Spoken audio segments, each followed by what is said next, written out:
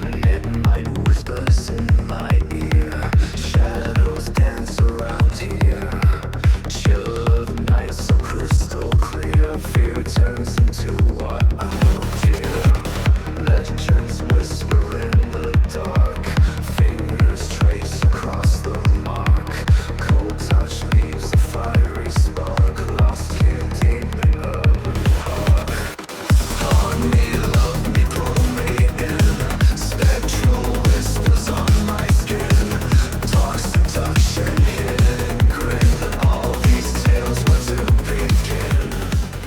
Welcome back, Chimera Crew, to another episode of Urban Legends with Mr. Sean. Today we're going down to South Park to meet some friends of mine.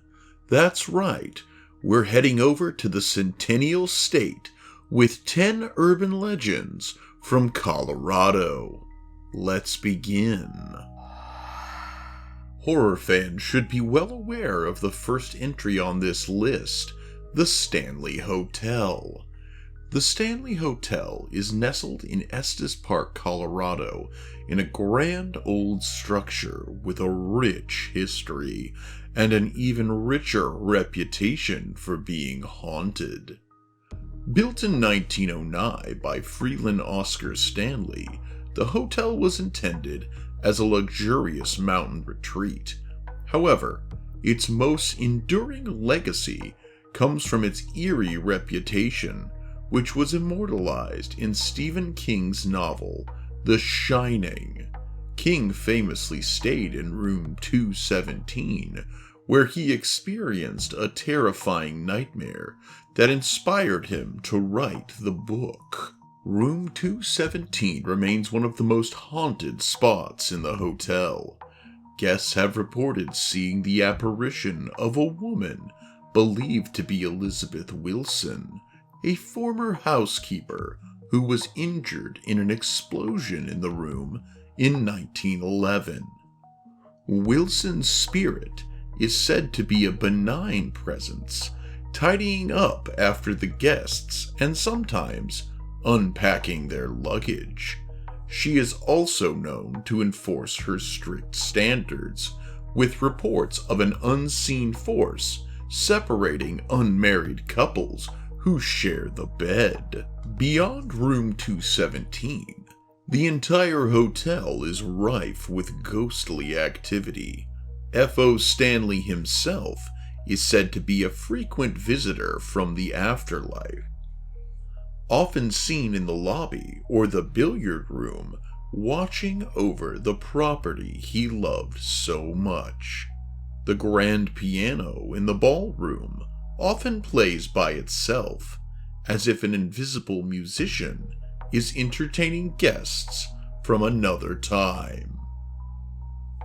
Guests have also reported hearing children's laughter in the hallways, especially on the 4th floor, which used to house the servants' quarters. The Stanley Hotel embraces its haunted reputation, offering nightly ghost tours and even providing ghost hunting equipment for adventurous guests. The combination of its historical significance and paranormal activity makes the Stanley Hotel a must-visit destination for ghost enthusiasts and fans of the supernatural. My own family made plans to have a family reunion at the Stanley Hotel this year. However, unfortunate circumstances led to the cancellation. Hopefully we can reschedule, as I'm dying to go. At number 2, we have the legend of the Donkey Lady. One of the most bizarre and terrifying urban legends to come out of Colorado, the story has several variations, but the most common version centers around a woman who lived in rural Colorado. The woman's life took a tragic turn after a fire or accident left her horribly disfigured. Her face and body were so severely burned that her features were said to resemble those of a donkey, elongated, with sagging skin and a grotesque countenance. Shunned by society due to her appearance, the woman withdrew from the world, retreating into the forests where she became increasingly feral and enraged. According to the legend, her transformation wasn't just physical. Her anger and pain caused her to lose her humanity entirely, turning her into a creature that was part human and part donkey. She is often depicted with hooved feet, a twisted, animalistic body, and a braying cry that echoes through the night. The Donkey Lady is said to haunt rural roads and forests, particularly near old bridges or isolated areas. People who encounter her describe feeling a deep sense of dread, as if they're being watched by something not entirely human. The Donkey Lady is known to attack those who venture too close to her territory, often charging at them with terrifying speed and strength. Some who have survived encounters with her claim to have seen her just before she disappeared into the shadows, her haunting bray lingering in the air. The legend of the Donkey Lady has been passed down for generations, and her story has become a staple of local folklore. She serves as a warning to those who wander too far into the wilderness, a reminder that some parts of nature are best left undisturbed. At number 3 on our list, I scream, you scream, we all scream for the ghost of the ice cream truck. One of the most haunting urban legends from Colorado, the ghost of the ice cream truck sends shivers down the spines of those who hear its tale. The story centers around an ice cream truck that appears in neighborhoods under strange and unsettling circumstances. Unlike a typical ice cream truck, which brings joy to children and nostalgia to adults, this one is an eerie presence that leaves an unsettling sense of dread in its wake. The truck is said to appear out of nowhere, often at night or during cold weather when an ice cream truck would be the last thing you'd expect to see. Its jingle is familiar, yet distorted, playing at a slower tempo that turns the usually cheerful tune into something more haunting. The truck itself is described as old and run down, with faded paint, rusted metal, and an air of decay. Some witnesses claim to have seen a shadowy figure behind the wheel, though the driver's face is never clearly visible. The legend suggests that the truck is haunted by the spirit of a former ice cream man who died under tragic circumstances. Some versions of the story say he was a beloved figure who loved his job and the joy it brought to children, but after his untimely death, his spirit remained bound to the truck. In a darker version of the tale, the driver is said to have been involved in sinister activities, such as abducting children, and now his ghostly truck roams the streets seeking out new victims. Those who have encountered the ghost of the ice cream truck report a sense of overwhelming fear, as if they're being drawn towards something malevolent. In some accounts, the truck disappears just as quickly as it appeared, vanishing around a corner or into thin air. The legend serves as a chilling reminder that not everything that seems innocent is safe, and some childhood memories can take on a dark and terrifying form. At number 4, we have the mysterious deaths of the San Luis Valley. Located in southern Colorado, the San Luis Valley is a place of stark beauty and haunting mysteries. This remote area is known for its vast landscapes, rugged mountains, and a history of unexplained phenomena, particularly mysterious deaths and disappearances. The valley has gained a reputation as a paranormal hotspot, with many locals and visitors alike reporting encounters with the unknown. One of the most well-known aspects of the San Luis Valley's dark reputation is the phenomenon of cattle mutilations. Since the 1960s, numerous reports have emerged of livestock being found dead under bizarre and disturbing circumstances. The animals are often discovered with precise, surgical-like cuts, organs removed, and no signs of blood or struggle.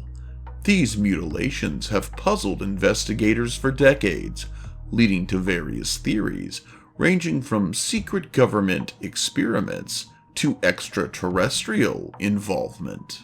In addition to the bovine mutilations, the San Luis Valley has been the site of numerous UFO sightings. The area's clear skies and remote location make it a prime spot for observing strange lights and unidentified flying objects. Many believe that the valley is a focal point for alien activity, with some speculating that there are hidden bases or portals to other dimensions within the mountains. The mysterious deaths and disappearances in the San Luis Valley add another layer of intrigue to the area. Over the years, there have been reports of people vanishing without a trace, only to be found dead under mysterious circumstances or never to be seen again.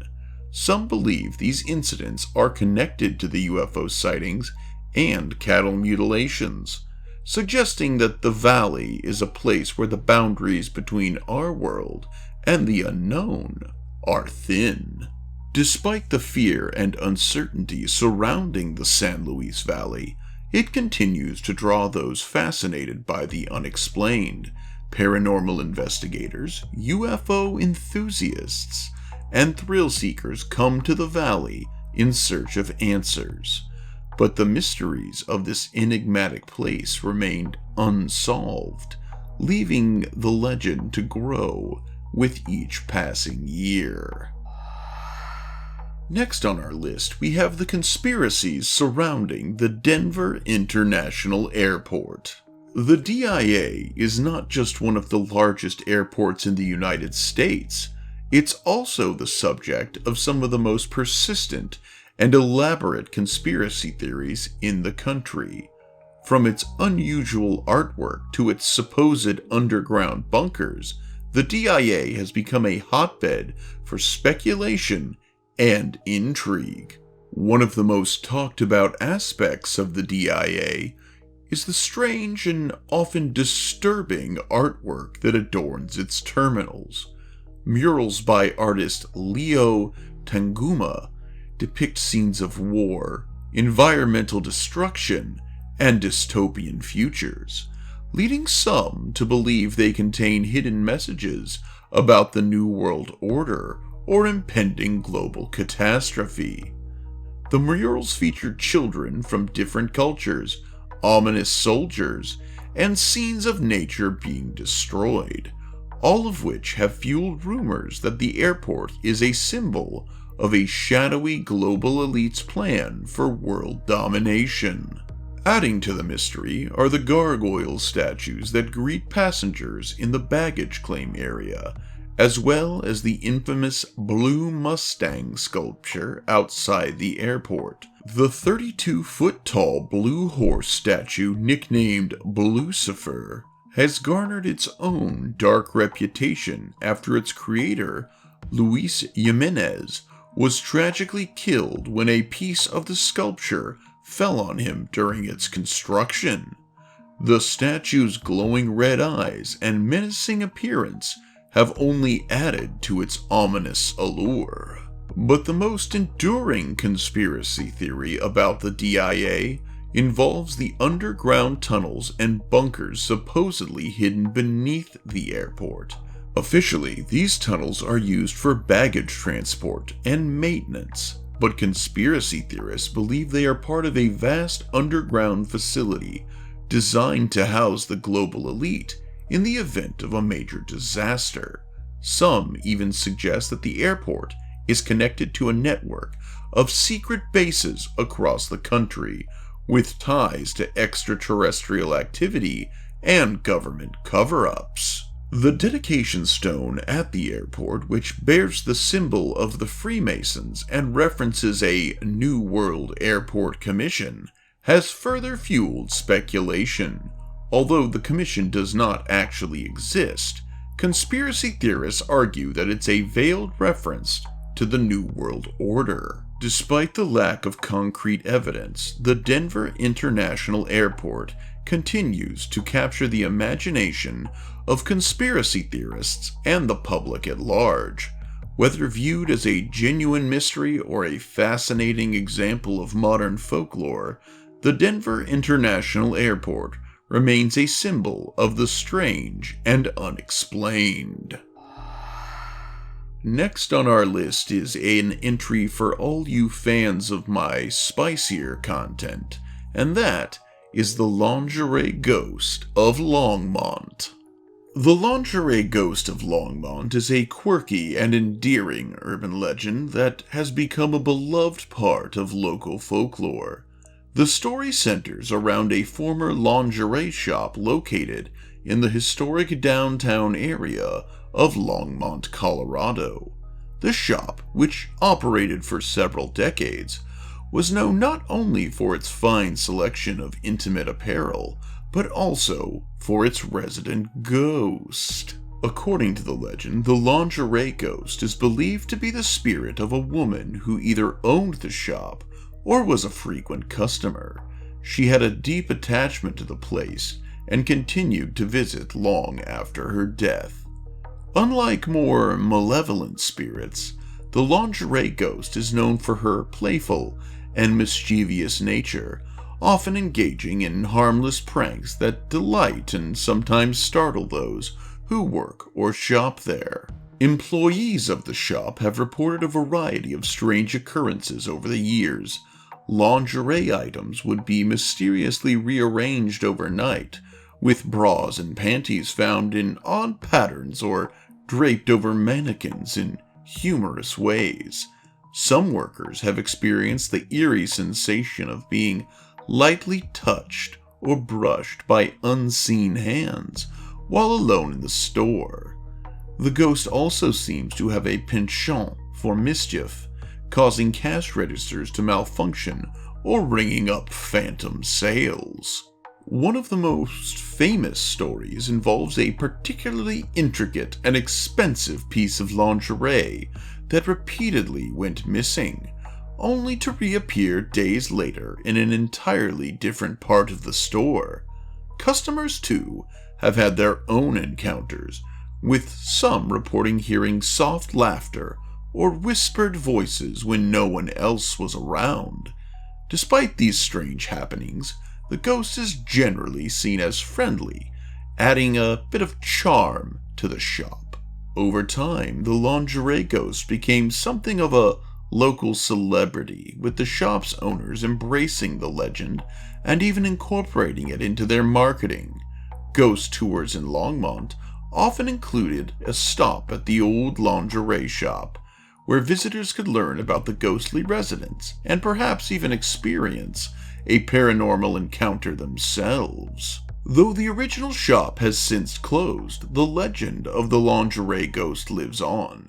Her playful spirit is said to linger in the building, now home to other businesses, and the tale continues to be told to those who remember the little lingerie shop with the ghostly guest. While most ghosts are known to wear white sheets, I bet whatever she's wearing, you can see right through it.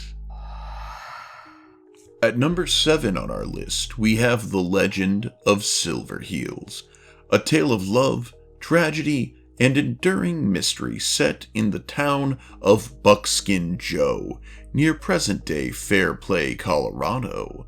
Silverheels was a famous dance hall girl who lived in the town in the mid-19th century. She was renowned for her beauty, grace, and kindness, and she quickly became the heart of the community. Miners, rough and hardened by their work, were captivated by Silverheels, and she was a beloved figure in the town. She would often dance and sing at the local saloon, and her charm and generosity made her a favorite among the townsfolk. Despite her popularity, Silverheels was known to be modest and humble, never letting her fame go to her head. Tragedy struck the town when a smallpox epidemic broke out, devastating the community. Many of the miners and their families fell ill, and the town was thrown into chaos. Silverheels, risking her own life, selflessly nursed the sick, providing care and comfort to those in need. Her compassion and bravery during this time earned her even greater admiration from the townspeople. Sadly, however, Silverheels herself eventually contracted the disease. Fearing for her life and not wanting to burden the town further, she disappeared into the mountains, never to be seen again. Some say she died alone in a remote cabin, while others believe she survived, but chose to live in isolation, disfigured by the disease. After the epidemic passed, the grateful townspeople wanted to honor Silverheels for her heroic efforts. They named the nearby Mount Silverheels after her, a lasting tribute to the woman who had done so much for the community. However, her mysterious disappearance left many unanswered questions, and her fate became the subject of speculation and legend. Over the years, there have been numerous reports of sightings of Silverheels' ghost. Some claim to have seen her dancing gracefully on the slopes of Mount Silverheels, her figure shimmering like a silver mist in the moonlight. Others have heard the faint strains of her singing carried on the wind. The legend of Silverheels has become a poignant reminder of the sacrifices made by those who cared for others in times of great need, and her story continues to be told in the Colorado High Country. Number 8 brings us to the Headless Hatchet Lady of Red Rocks. This is one of the most chilling and macabre legends in Colorado folklore.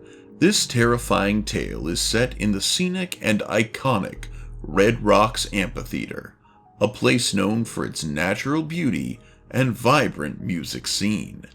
However, long before it became a world-famous venue, Red Rocks was said to be haunted by a vengeful and gruesome spirit. The legend tells of a woman who lived in a cabin near Red Rocks in the late 19th century. She was known to be reclusive and strange, often seen wandering the area with a hatchet in hand. The circumstances surrounding her death vary, but the most common version of the story claims that she was brutally murdered by a group of drifters who beheaded her with her own hatchet. Her head was never found, and her body was buried in an unmarked grave near her cabin. Not long after her death, people began to report sightings of a ghostly figure near Red Rocks. The apparition was described as a woman dressed in tattered clothes, carrying a hatchet, and searching for her missing head. Witnesses claimed that her spirit was filled with rage and despair, and those who encountered her felt an overwhelming sense of dread. The Headless Hatchet Lady was said to wander the area at night, especially during storms. her headless form silhouetted against the lightning-lit sky. Over the years, the legend has grown, with tales of campers and hikers encountering the ghost in the dead of night. Some claim to hear the sound of her hatchet scraping against the rocks, while others saw her spectral form gliding through the air. I'm not one to victim blame, but living alone in the middle of nowhere in a cabin and carrying around a hatchet is no way to get ahead in life. At number 9, we have the legend of the Phantom Fisherman. The legend of the Phantom Fisherman is most commonly associated with a remote lake deep in the Rocky Mountains, though similar tales have emerged from other locations across Colorado. The story usually begins with a local fisherman, often described as an older man who was well known in the community for his love of fishing. He was the type of person who could be found by the water's edge from dawn until dusk, casting his line into the depths in search of that perfect cast. According to the tale, the fisherman was deeply connected to the lake, spending more time there than he did at home. Some versions of the legend suggest that he lost his family in a tragic accident and found solace in the solitude of fishing. Others say that he simply never had much in his life besides his love of the sport, and the lake became his sanctuary. He knew every inch of the shoreline, every bend in the river, and every secret spot where the fish were always biting. One fateful evening, a storm began to brew over the mountains. The fisherman was out on the lake in his small rowboat. Despite the warnings from others to seek shelter, he refused to leave. The storm grew in intensity, and as darkness fell, the winds howled and the waves crashed violently. The fisherman's boat was seen struggling against the churning water, but he was determined to catch one last fish. Then, as the story goes, the fisherman disappeared without a trace. His boat was found the next morning, capsized and drifting near the shore, but the man himself was never seen again. The locals searched the lake for days, but his body was never recovered. It was as if the lake had swallowed him whole. These days, fishermen are known to leave offerings of bait or tackle at the lake's edge, both as a sign of respect and, according to some, an offering for safe passage. And at number 10, what state worth its salt doesn't have a good mental asylum story? In this case, we have the Denver Asylum. The Denver Asylum was established in the late 19th century as a facility for the mentally ill. Like many such institutions of the era, it was initially intended to provide care and treatment for those who were unable to function in society due to their conditions. However, as the years passed, the asylum became overcrowded, underfunded, and increasingly neglected, the conditions within its walls deteriorating, leading to widespread reports of abuse, neglect, and horrific mistreatment of the patients. Patients were often subjected to inhumane treatments, including electroshock therapy, lobotomies, and prolonged isolation. Many of them were committed against their will, sometimes for reasons as trivial as depression or anxiety, which were poorly understood at the time. The staff, overwhelmed and undertrained, resorted to brutal methods to control the population, and the asylum quickly gained a reputation as a place of suffering and despair. The asylum's reputation grew darker with numerous accounts of mysterious deaths, Patients were said to have died under suspicious circumstances, either from suicide, failed medical procedures, or outright neglect. It wasn't long before rumors of ghostly apparitions and strange occurrences began to circulate among the staff and patients. After the asylum was shut down in the mid-20th century, stories of paranormal activity became even more prevalent. Urban explorers and curious locals who ventured into the abandoned building reported a range of unsettling experiences. Some claimed to hear disembodied voices, often pleading or crying, echoing through the empty halls. Others described sudden drops in temperature, inexplicable cold spots, and the feeling of being watched by unseen eyes. One of the most common sightings was that of a ghostly nurse, often seen wandering the corridors at night. According to the legend, this nurse was one of the more compassionate staff members who tried to ease the suffering of the patients as much as possible. However, she eventually succumbed to the horrors of the asylum herself, either taking her own life or dying under mysterious circumstances. Her spirit is said to remain trapped within the asylum, endlessly searching for the patients she could not save. The Denver Asylum was eventually demolished and the land was redeveloped for other uses.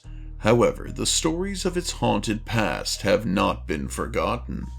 The site where the asylum once stood is still considered by many to be a hotspot for paranormal activity, with some claiming that the spirits of the patients and staff continue to linger, unable to find peace.